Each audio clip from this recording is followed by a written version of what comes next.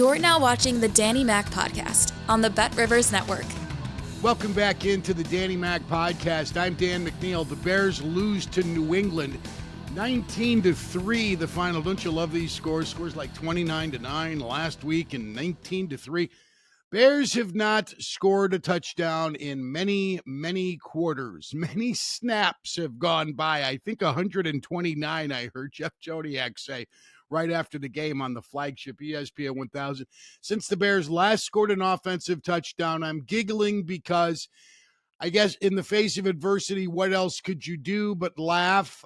This is getting worse. You know that. It's not spilled over to the defense, as I've heard a few people suggest. The Bears defense today against Drake May, the rookie, was not terrible. They gave up 4 yards per rush, and New England stayed with the running game at 35 attempts, if I'm committing these numbers to memory correctly. So while that's not great, it certainly isn't off the chart terrible. They're not coming up with turnovers. TJ Edwards had a pick of Drake May today. Real nice toe tapper near the sideline, too, to maintain possession for the TO, and the Bears had only 1 sack. Do you know who Jacob Martin is? Number 55 for the Bears. He had a sack in Arizona as well. He had one today, the only of the day for Chicago. So while Montez Sweat was the answer to all your problems a year ago before the trading deadline, and then after a decent season, but not a great start to this year, everybody's talking near the trading deadline earlier this past week. Does Ryan Poles go out and make moves for an additional pass, right? They piecemeal it with guys like Darrell Walker on opening day, who introduced himself to us with a couple of sacks, a former Seahawk. And now it's Jacob Martin because Montez Sweat doesn't play at a very high level consistently. I wonder if he'll mention tomorrow or Tuesday, Wednesday, whenever Bears players start flapping their gums again, if he felt disrespected by the Patriots, who gave up only 1 sack today. Caleb Williams, on the other hand, 9 times today. The Bears rookie quarterback is not getting better. It's going the other way. He's doubting himself. He's experiencing failure for the first time in his life at a high level. And it's embarrassing because he's had 2 head-to-heads against fellow first-round picks just several months ago. The Bears losing to Jaden Daniels with the heroic 13-yard out route to Terry McLaughlin that Matt Eberflus said wasn't a big deal, and then the subsequent Hail Mary, and now this game following the Cardinals' loss. Williams is going backwards. 15 times he's been sacked in the last 2 games. He's not going to get to Eric Kramer's single-season passing record. I thought that was a 2-foot putt this year, given good health. He won't get there. He's at 1,600 some passing yards for the year. The standard is 38. That's the lowest in the NFL. And Kramer did that in 1995. So it's now been 30 years. It'll be 30 years very soon since the Bears' single-season passing record was established. And the career record still is Johnny Morris's to keep because DJ Moore and Rome Odunze, if you want to, are not getting the job done either. They're not getting many chances. And it's not as if the Bears today, or worse last week against Arizona because the Cardinals ran the ball so well, the Bears don't get beat badly in time of possession numbers too often. Today, only a 5-minute differential, but nonetheless, the numbers are extremely pedestrian for every so-called big play guy on the roster. The quarterback, both Moore and Odunze and Keenan Allen, I think, had 5 catches today for 44 yards, but nothing special. Cole Kmet finally was targeted after not being targeted, I think, for almost 2.5 games. So what do you do to fix this? That's I think where the questions are going. And I heard Matt Eberflus both with Joniak and Thayer on the flagship after the game immediately, and then when answering questions in front of an entire media mob at Soldier Field, and he's not giving anything specific. He speaks in generalities of looking at everything, and you hear words like accountability and consistency and character and togetherness. It's the same old story. Culture. There's another buzzword. I don't want to hear Matt Eberflus and Ryan Poles really talk favorably about culture again the rest of the year, because it's not. It's not.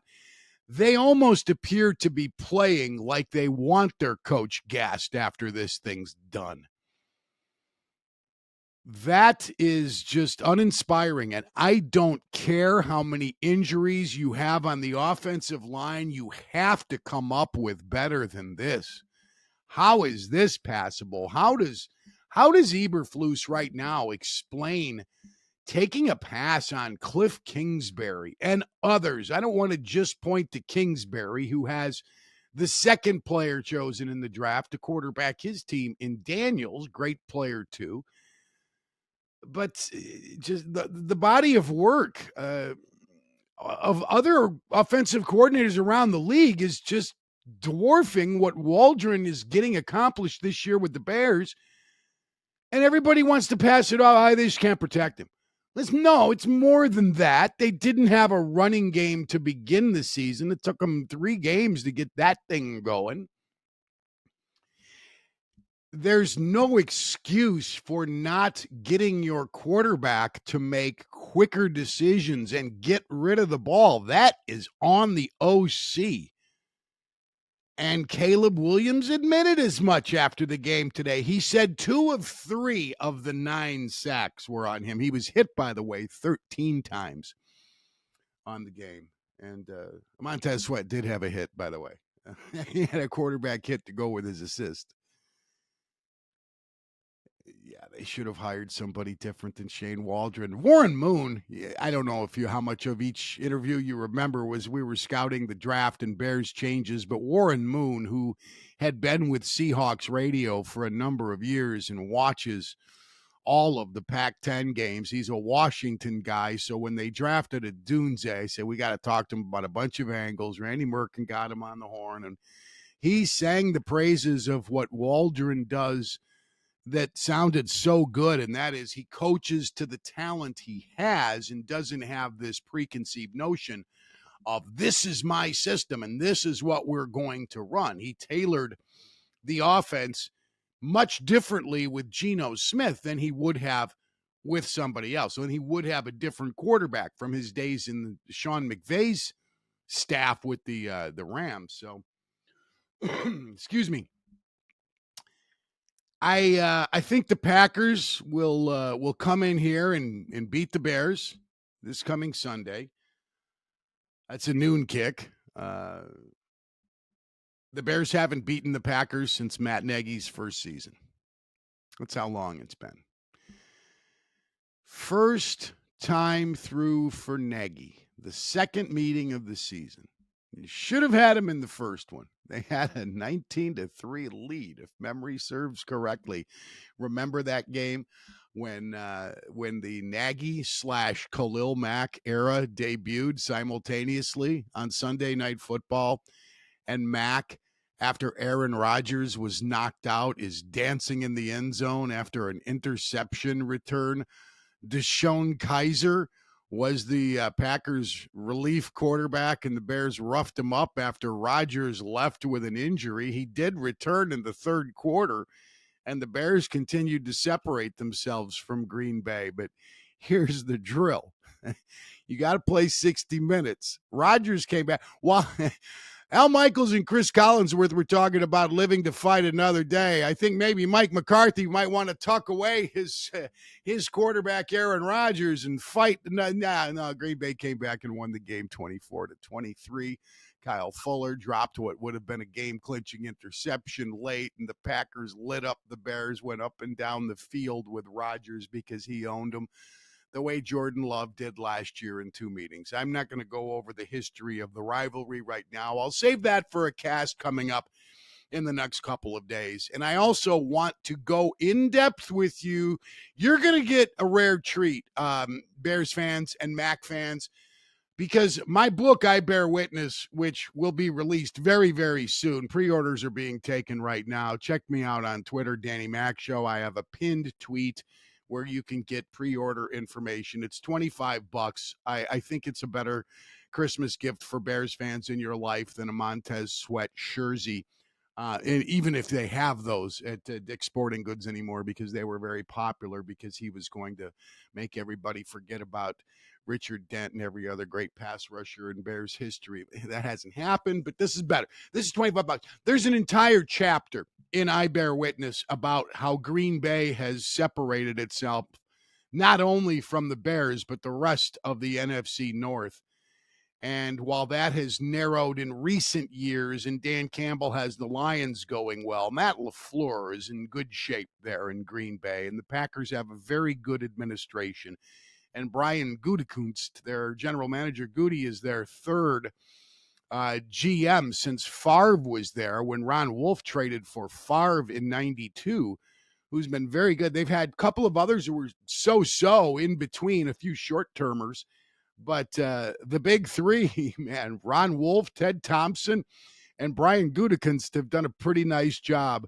And I'm going to give you some stuff later this week on the things Green Bay has done behind the scenes to make themselves a better operation. So many people seem to think it's just Favre and Rodgers and maybe now Love.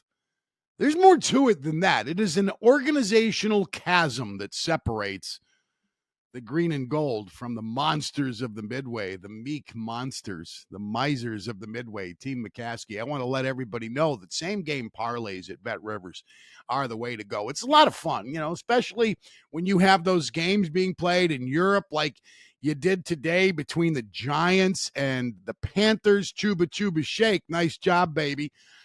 You pick two in one game, at least two. And if you get them both, if you hit your same game parlay, you can earn squares. And with those squares, you get bonus bets, profit boosts, and up to $10,000 jackpots. So do the same game parlay at Bet Rivers. The Bears have never fired a head coach during the season. I don't anticipate that changing this year. I don't know what good it would serve. Mathematically speaking, it's silly if you call that a white flag. It's silly to wave a white flag right now at 4-5 just based on mathematics. You have games left, all of your division games, and they're going to be tough starting this week. It's not easy, but you can't pass at 4-5. You've just crossed the midpoint of the season. You have to play at least the next 3 or 4 games like you have an opportunity to go playoffing. You know why? Because you do. You're not out of it until you're out of it. You might recall the Bears grabbing the 7th playoff position the first year the NFL added that 7th additional team in each conference, and the Bears lost in New Orleans 21-9 in 2020. Yeah, Matt Nagy's 3rd year. And then the following year, he was gassed after they missed again. But that was one where they eked in after a really bad start to the year, rallied in December to get into the playoffs. And many don't remember it because everybody had already started their cars for the off season. Cars were running. People were going golfing. I'm not going to watch this anymore. And lo and behold, Matt Nagy found a way to muscle out another year in Chicago because they made the playoffs and Sean Payton kicked his ass. Coaching is such a huge part of success and failure at this level, and I have felt this for years. There are so many things you cannot judge when looking at football players and evaluating a football player. When you go to the combine or when you go in NFL locker rooms and you take the colors off of them, take their jerseys and their caps away, and they're just dudes in shorts, there is a ton of duplicity. There are sculpted, fit, capable bodies all over the room. It's difficult to determine which one is better than the other based on their bodies. And there are bad bodies on good players. Things disguise themselves sometimes. You can tell all of the measurables by, how many bench presses can he do with a deuce and a quarter? What is his interval speed in a 40, which has become a bigger thing. A lot of people don't know that. They still talk about 40 times. Coaches and scouts are looking for the interval between 10 and 30 yards for the last decade, maybe more, because that's where most of the explosives are at the professional level, between 10 and 30 yards. They assume a lot of guys don't know how to sprint, so they discount the first 10 yards for two reasons. There's a jam, number one, sometimes in the NFL. That's not taken into account, how well you get off a jam. So they measure a guy in the sprint between 10 and 30 because of the quicker passing game. Get rid of it quick. Ball's gone. Guy catches a 10-yard slant, and then they want him to run for 30 yards. Rack, receiving yards after the catch, run after the catch. And it's coaching that makes the difference between a lot of these teams, because everybody in that locker room's NFL timber. Everybody is. Or most of them are. Every team has a few guys who are end of the depth chart, back end of the depth chart type players, but coaching makes a difference. And I knew this was a handicap coming into the year, and I called it as such, but I didn't go strong enough. And I know it's okay to be wrong. I'd rather be right, but I did pick 11 wins. I didn't wager on it. I thought they would win 11 this year. They're going to be lucky to get to 9 the way they're going. But I thought all along Eberflus was a detriment. He's mealy-mouthed. He doesn't have control of the room. Players continue to chirp, and they throw around a lot of words and sold a lot of slogans during Hard Knocks, didn't they? And now they are looking like I thought they would. They had the potential to. They're exposed for last year. And again, I'm not putting this on the defense, but everybody chirped about how good the defense was last year in the second half of the season. And they were. They beat Jared Goff for the Lions. That was the only meaningful win they had. Their numbers were good. That's undeniable. The numbers don't lie.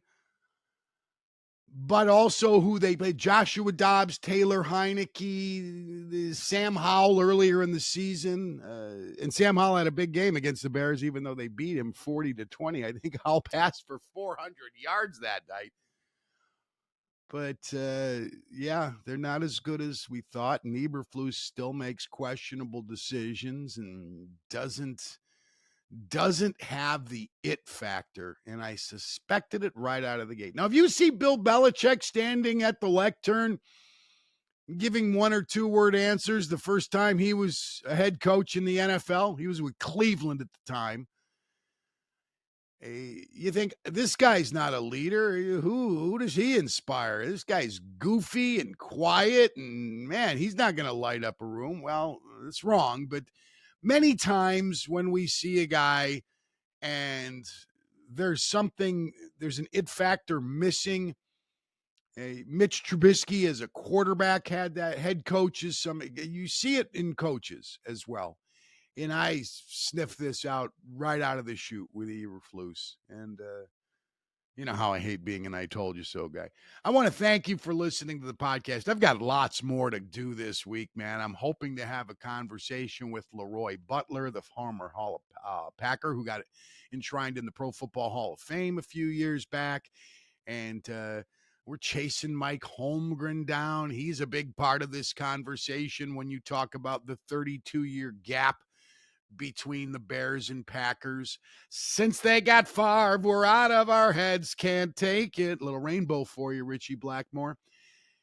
It's going to be a fun week building up to this, because this is the rivalry that gets Bears fans going for decades. And while the bar was set so much higher this year, now that it has been made more realistic, fans will retreat in some corners to the meet Bally and cry as long as they beat the Packers.